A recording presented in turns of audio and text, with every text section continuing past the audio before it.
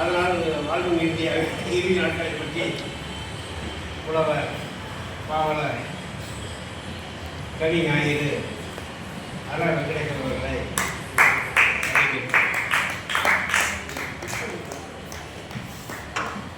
இறைவனை வணங்கி இறைக்கு பக்தராக மட்டுமல்ல இலக்கியத்திற்கும் தியாகம் செய்திருக்கிறார் நாங்கள் வெளிக்கொண்டிருக்கும் இந்த ஏற்பாட்டாளரை வணங்கி தலைமையேற்றிருக்கும் ஐயாவின் தலைப்பெழுத்து தந்தை பெயருக்கும் சொல்லலாம், சிவகுமார் செல்வகுமார் என்று சொல்லலாம் என்பதற்கு இருக்கும் தலைமையை வணங்கி என்னுடன் இணைந்து கவிபாடும் கவிப்பெருமக்களை வணங்கி இந்த அவையிலே இருக்கும் சான்றவர்கள் உன் கவிப்பாடுகளை கொல்லன் தெருவில் பூசியிருப்பது இடையில் தான் நடந்திருக்கிறேன்.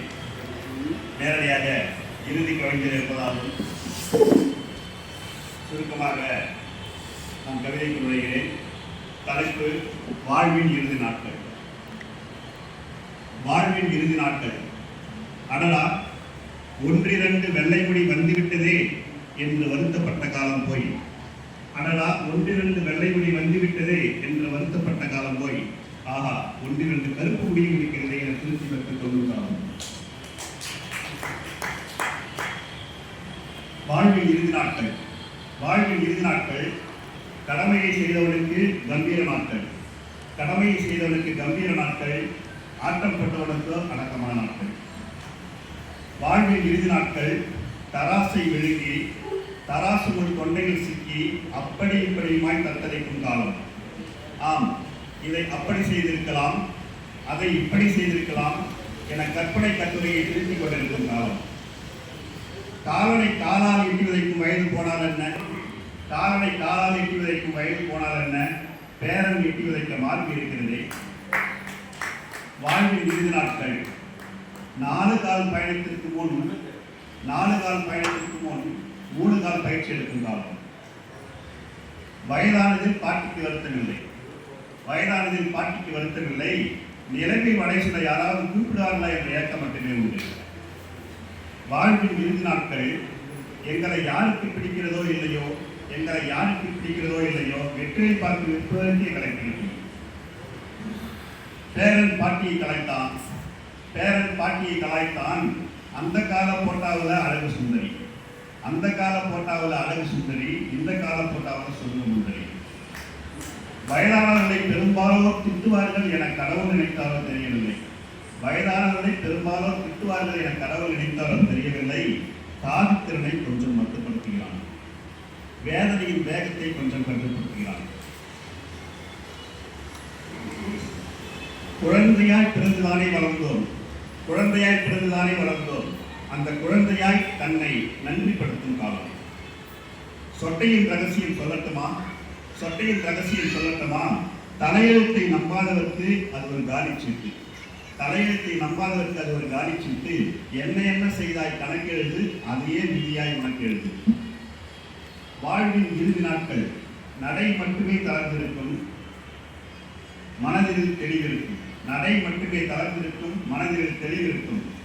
மாத்திரைகளுக்கு வழிகொடுத்தாதவர்கள் மந்திரவாதிகள், மாத்திரை இருந்தும் கலங்காதவர்கள் தந்திரவாதிகள். ஓர் அதிசயம். சுருக்கங்கள் அதிகரிக்க மனசு விரிகிறது. சுயநல இளமை மெழுகுவர்த்தி திரியாய் எரிகிறது. அந்த பொக்கை வாய்ச்சிருப்பு பலமான பல் போன பிறகு அந்த பொக்கை வாய்ச்சிருப்பு அழகு வழக்கு. வாழ்வின் இறுதி நாட்கள். நடக்க முடிந்தால் சொர்க்கம் நமக்கும் மற்றவர்க்கும். இல்லையென்றால் வாழ்வின் இறுதி நாட்கள் மரண பயத்தை தூக்கி எறியும் மன்மத நாட்கள். பகுத்தறிவாளி என சொல்பவர்க்கும் பக்தி குறித்து வரும் பழுத்த நாட்கள். வாழ்வின் இறுதி நாட்கள். இறந்த நெருங்கிய உறவுகள் தன்னை மேலிருந்து அழைப்பதாய் உச்சரிக்கும் நாட்கள். காதோரம் தனக்கு பிடித்த உறவுகளின் குரலால் கண்ணோரம் நீர் வழியும் நாட்கள். ஒரு சிலர் எங்கே அடக்கம் செய்ய வேண்டும் என ஆணையிடும் நாட்கள்.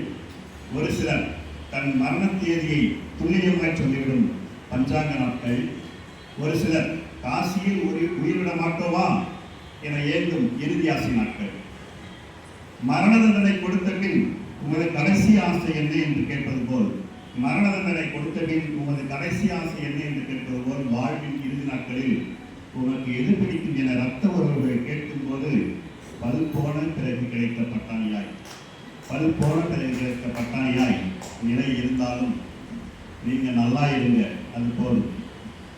நீங்க சண்டை போடாம வாழுங்க, அது போதும். நீங்க உடம்பெல்லாம் பார்த்துங்க, அது போதும் என ஆசீர்வாதம் செய்யும் அற்புத நாட்கள். ஆம், இதற்காகவே இறுதி நாட்களில் மட்டுமல்ல எப்போதும் மனிதத்தை கொண்டாடுவோம்.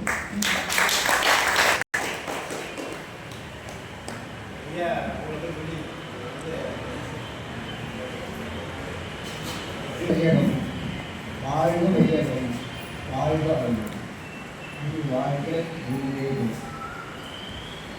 இந்த கவியரங்கத்தை அதாவது பசிக்கு மக்கள் உணவளிக்கின்ற நேரத்தில் அறிவு பசிக்கு உணவளிக்கிற ஒரு காரணம் இந்த கவியரங்கத்தை வந்து கண்பாடு அமர்ந்திருக்கின்ற அத்தனையும் மற்றும் வந்து இங்கே அத்தனை அடைந்து வாழ்க்கை முன்னோடு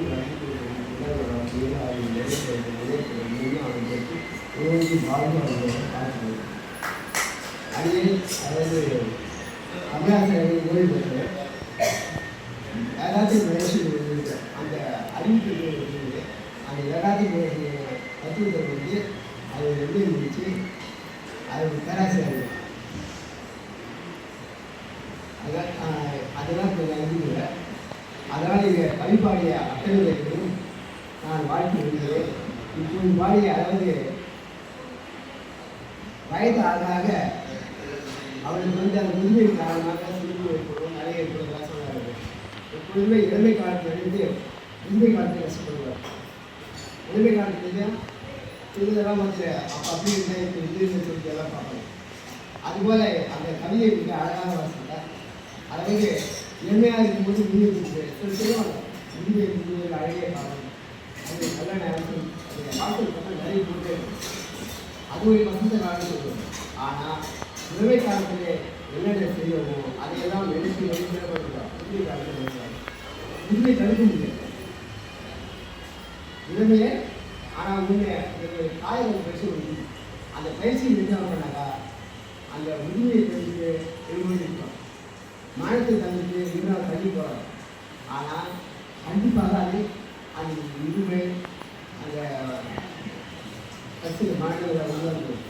ஆனால் சில பேர் வந்து அந்த முதுமை காலத்தார்கள் பிள்ளைகள் ரொம்ப கஷ்டம்.